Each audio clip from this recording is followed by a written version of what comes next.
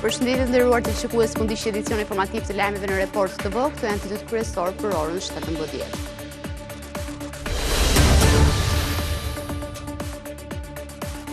Bashkimi Evropian ka reaguar për Report TV lidhur me rregulloren e re të GKK, se cila censuron punën e gazetarëve.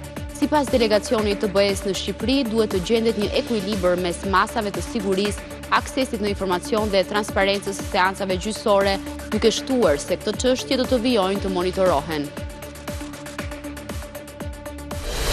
Këshillat bashkiake të Selenicës dhe Divjakës kanë dalë kundër projektit të PS-s për ndarjen e re territoriale, e cila parashikon reduktimin e numrit të bashkive në 46 nga 61 që janë aktualisht.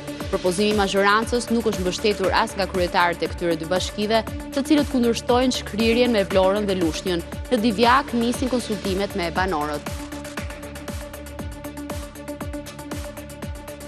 Gjatë këtij sezoni veror, policitë kufitare që mbulojnë gjithë vijën bregdetare shqiptare kanë vendosur deri më tani 278 gjoba për shkelje të rregullave në det. 28 prej tyre janë për kalimin në perimetrin e sigurisë, duke rrezikuar pushuesit, shkelje që janë dëshkuar nga 100 deri në 500.000 lekë.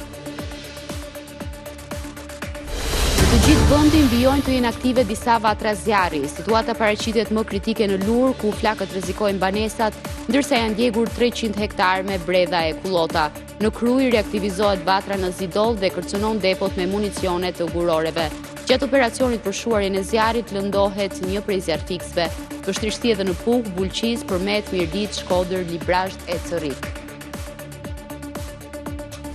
Marrëveshjet e bashkëpunimit 3 milion euro në fushën e mbrojtjes mes Gjermanisë dhe Kosovës, presidenti serb Vučić i sheh si formë presioni, por thotë se pavarësisht kësaj nuk do ta njohë kurrë Kosovën. Ai akuzoi Prishtinën për gënjeshtra të tmerrshme lidhur me rrahjen e një shtetasi serb dhe ndërkombëtarët për heshtje.